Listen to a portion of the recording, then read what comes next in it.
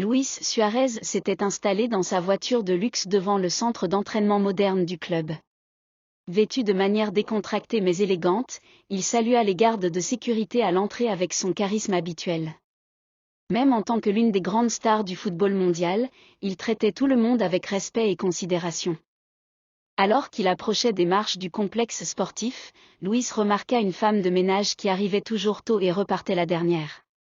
Elle s'appelait Francisca, une femme d'âge moyen, aux mains calleuses par le dur labeur et au visage constamment fatigué, mais qui ne cessait jamais de sourire lorsqu'elle croisait Luis. « Bonjour, Francisca. Comment allez-vous aujourd'hui » demanda-t-il, chose rare parmi les joueurs. « Bonjour, monsieur Suarez. Je vais bien, grâce à Dieu, répondit-elle, visiblement touchée par l'attention. « Appelez-moi Luis, s'il vous plaît, dit-il avec un sourire. » Il avait remarqué qu'elle était toujours la première à arriver et la dernière à partir. Cela devait avoir une raison. Francisca baissa humblement les yeux. « C'est nécessaire, monsieur Luis. J'ai 3 enfants à nourrir seul. » Cette simple phrase réveilla en lui une émotion profonde. Lui aussi venait d'un milieu modeste en Uruguay, et il savait ce que survivre signifiait. Un employé du club l'appela alors pour le début des activités, mais l'image de Francisca resta gravée dans son esprit pendant toute la séance d'entraînement. Les jours suivants, Luis commença à observer Francisca de plus près. Il remarqua qu'elle conservait une partie de la nourriture du réfectoire dans de petits contenants. Il vit aussi que ses vêtements, bien que propres et soignés, étaient visiblement usés. Un jour, il la vit marcher jusqu'à un arrêt de bus éloigné, chargé de sacs lourds. Après une semaine d'observation, Luis prit une décision. À la fin de la journée, il monta discrètement dans sa voiture et suivit le bus que Francisca prenait. Il savait que cela pouvait paraître intrusif, mais une voix intérieure l'incitait à mieux comprendre la réalité de cette femme. Le trajet fut long. Le bus quitta la zone noble de la ville et s'enfonça vers la périphérie. Après 2 heures, Francisca descendit sur un chemin pratiquement désert, bordé de terre battue.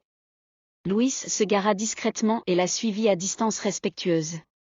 Le sentier serpentait à travers une végétation sèche. Après 20 minutes de marche, il découvrit la destination, une petite maison de fortune en terre battue et en bois, avec un toit de paille, perdu au milieu d'un terrain aride. La simplicité extrême des lieux le laissa sans voix. La maison n'avait même pas l'électricité. Seules quelques bougies éclairaient l'unique fenêtre. Caché derrière un arbre, Luis vit Francisca accueillir 3 enfants souriants qui coururent l'embrasser. Le plus grand n'avait pas plus de 12 ans. Un homme âgé, sans doute le père de Francisca, était assis sur une chaise rudimentaire sur le perron. Ce qui frappa le plus Luis, ce ne fut pas la pauvreté, mais la joie sincère de la réunion. Francisca sortit les contenants de nourriture et les enfants reçurent ce repas simple comme un véritable banquet. Luis sentit une boule dans sa gorge. Lui-même, élevé dans les difficultés à Salto en Uruguay, connaissait la valeur d'une famille qui lutte contre l'adversité. Il se revit enfant, alors que ses parents se sacrifiaient pour lui permettre de poursuivre sa passion pour le football. Sur le chemin du retour, Luis ne put retenir ses larmes. L'image de cette famille unie, avec si peu mais partageant tant d'amour, le bouleversait profondément. Toute la nuit, il pensa au contraste entre sa vie de luxe et la réalité de Francisca. Il savait qu'il devait faire quelque chose. Le lendemain matin, il arriva un peu plus tard au centre d'entraînement, espérant voir Francisca avant que les autres n'arrivent. « Bonjour, Francisca. Pouvez-vous me consacrer 1 minute » demanda-t-il. La femme sembla inquiète, craignant peut-être pour son emploi. Mais Luis la rassura avec douceur. « Ne vous en faites pas. J'ai une proposition à vous faire. » Il lui expliqua qu'il cherchait quelqu'un de confiance pour l'aider chez lui, notamment pour organiser ses affaires personnelles et la cuisine. Il avait entendu dire qu'elle cuisinait très bien, et plusieurs employés avaient vanté ses plats. « Le salaire sera le double de ce que vous gagnez ici, et je fournirai un transport privé, » ajouta-t-il. « Vous n'aurez plus besoin de prendre le bus. Qu'en pensez-vous » Francisca regarda Luis, les yeux remplis de larmes. « Pourquoi moi, monsieur Luis ? Il y a tant de gens plus qualifiés. » Luis sourit doucement. « Parce que je vois en vous les mêmes valeurs que celles que ma mère m'a enseignées, le travail dur, l'honnêteté, le dévouement à la famille. Ce sont des qualités qu'on ne peut pas acheter avec de l'argent. Ce qu'il ne dit pas, c'est qu'il avait déjà contacté l'administration du club pour s'assurer qu'elle ne perdrait pas son emploi. Son plan était qu'elle puisse travailler à mi-temps aux deux endroits, gagner le double, et avoir plus de temps avec sa famille. Francisca accepta. Ce fut un tournant dans sa vie. Dans les jours suivants, Luis organisa discrètement l'achat d'une voiture pour elle, réduisant ainsi ses trajets quotidiens. Il apprit aussi que son mari avait été victime d'un accident de travail et que son fils aîné avait quitté l'école pour s'occuper de ses petits frères. Luis s'arrangea pour que tous les enfants reprennent l'école, en engageant même un professeur particulier, toujours sous prétexte que cela faisait partie des avantages de son nouveau poste. 2 mois plus tard, Luis fit une visite surprise à la famille avec des cadeaux simples, fournitures scolaires, vêtements, jouets et nourriture. Accueilli avec chaleur, il entra dans la maison comme on entrerait dans un palais. Francisca était gênée par la modestie de sa demeure. « Vous n'aviez pas besoin de venir ici, monsieur Luis. » Mais Luis répondit simplement, « Cette maison me rappelle d'où je viens. Mes parents travaillaient dur, eux aussi. Et aujourd'hui, c'est vous qui m'avez rappelé mes vraies valeurs. » Dans les semaines suivantes, Luis acheta un terrain voisin et fit construire une maison digne et sûre pour Francisca, sans rien lui dire. Il organisa une petite fête d'inauguration, où elle éclata en larmes. « Je ne peux pas accepter cela. Ce n'est pas un cadeau, dit Luis. C'est la vie qui vous le rend à travers moi. Acceptez-le pour vos enfants. » Dès ce jour, Luis devint plus qu'un bienfaiteur, un véritable membre de la famille. Luis continua d'y penser tout au long de son entraînement. Les jours suivants, il observa Francisca avec plus d'attention. Il remarqua qu'elle conservait une partie de la nourriture de la cantine dans de petits récipients. Il remarqua aussi que ses vêtements, bien que propres et soignés, étaient visiblement usés. Un jour, il la vit marcher jusqu'à un arrêt de bus éloigné, chargé de lourds sacs. Après une semaine d'observation, Luis prit une décision. En fin de journée, il monta discrètement dans sa voiture et suivit le bus que prenait Francisca. Il savait que cela pouvait sembler intrusif, mais quelque chose en lui voulait comprendre la réalité de cette femme. Le trajet fut long. Le bus quitta les quartiers huppés de la ville pour s'enfoncer en périphérie, jusqu'à une région éloignée. Luis conserva ses distances, conduisant sa propre voiture, de plus en plus fasciné par la distance que Francisca parcourait chaque jour. Finalement, après 2 heures de route, Francisca descendit sur un chemin presque désert au bord d'une route en terre. Luis se gara discrètement et la suivit à pied, toujours à une distance respectueuse. Le chemin devint une piste de terre battue, serpentant à travers une végétation sèche. Après 20 minutes de marche, Luis arriva à destination. Devant lui se trouvait une petite maison de fortune, faite de boue et de bois, avec un toit de paille, au milieu d'un terrain aride. L'extrême simplicité du lieu était bouleversante. La maison ne disposait même pas d'électricité. Quelques bougies étaient visibles à travers la seule fenêtre de la façade. Caché derrière un arbre, Luis observa Francisca accueillir 3 enfants souriants qui coururent l'embrasser. L'aîné ne devait pas avoir plus de 12 ans. Il y avait aussi un homme âgé, probablement le père de Francisca, assis sur une chaise simple sur le porche improvisé.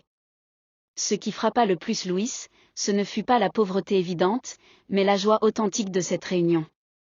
Francisca distribuait aux enfants la nourriture qu'elle avait apportée du travail. Ceux-ci la recevaient comme un festin. Luis sentit sa gorge se nouer. Lui qui avait grandi dans des conditions difficiles à Salto, en Uruguay, connaissait la valeur d'une famille soudée face à l'adversité. Il se souvint de son enfance, des sacrifices de ses parents pour qu'il puisse suivre sa passion pour le football. Il se rappela les jours passés seul dans les catégories de jeunes, loin de chez lui, déterminé à réussir pour aider les siens. De retour dans sa voiture, Luis ne put retenir ses larmes. L'image de cette famille, unie malgré le peu qu'elle possédait, l'avait profondément ému. Tout au long du chemin du retour, il pensa au contraste entre sa vie actuelle, les demeures, les voitures de luxe, les contrats millionnaires et la réalité de Francisca. Cette nuit-là, Luis dormit à peine. Il n'arrêtait pas de penser à cette femme et à ce qu'il pouvait faire pour l'aider, sans jamais heurter sa fierté. Le lendemain, Luis arriva au club plus tôt que d'habitude. Il observa Francisca de loin, avec un nouveau regard, chargé de respect et d'admiration. Il savait désormais que derrière son silence discret se cachait une force immense. Il ne pouvait plus rester sans rien faire. Mais il devait être intelligent. Francisca était fière. Il le voyait dans sa posture, dans sa manière de travailler. Il devait trouver un moyen de l'aider, sans qu'elle ne se sente humiliée. Après l'entraînement, Luis approcha Francisca alors qu'elle nettoyait les vestiaires. « Bonjour, Francisca. Est-ce que je peux te parler une minute ?» Elle leva les yeux, surprise. Peu de joueurs lui adressaient directement la parole. « Bien sûr, monsieur Suarez. Appelle-moi Luis, s'il te plaît. » Elle sourit timidement, un peu déconcertée.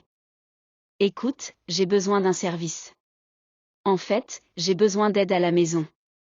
Quelqu'un pour faire un peu de ménage, m'aider à organiser les choses. Je vis seule et, franchement, je suis un désastre. » Francisca le regarda, intriguée. « Monsieur, Luis, je travaille ici toute la journée. » « Je le sais. Mais je parle d'1 ou 2 fois par semaine, le soir ou le week-end. Et je te paierai bien sûr. Ce n'est pas de la charité. J'ai juste besoin d'une personne de confiance, et toi, tu le es. » Francisca hésita. L'idée de plus de travail l'épuisait rien que d'y penser, mais le regard sincère de Luis la toucha. « Je vais y réfléchir, dit-elle simplement. » Quelques jours plus tard, elle accepta. Luis la fit venir un samedi après-midi. Il avait rangé un peu la maison, mais laissa volontairement quelques pièces en désordre. Il ne voulait pas qu'elle pense qu'il l'avait engagée par pitié. À la fin de la journée, il la raccompagna en voiture. « C'est trop loin, dit-il après avoir parcouru la moitié du trajet. On va devoir trouver une solution. Je ne peux pas te laisser faire ce voyage tout le temps. » Je le fais tous les jours, répondit-elle calmement. J'ai l'habitude. Luis acquiesça en silence, admirant sa résilience. Au fil des semaines, une routine s'installa. Francisca venait chez lui 1 fois par semaine. Peu à peu, elle se détendit. Ils commencèrent à discuter davantage. Luis lui parlait de sa famille en Uruguay, elle lui parlait de ses enfants, de son père malade, de sa vie d'avant, de ses rêves. Un samedi, elle arriva avec l'un de ses fils. Luis les invita à rester pour le déjeuner. L'enfant, fasciné, regardait chaque détail de la maison. Luis lui montra ses trophées, ses chaussures, et même son ballon d'or miniature. L'enfant brillait de bonheur. Francisca, émue, murmura en partant. « Merci, Luis.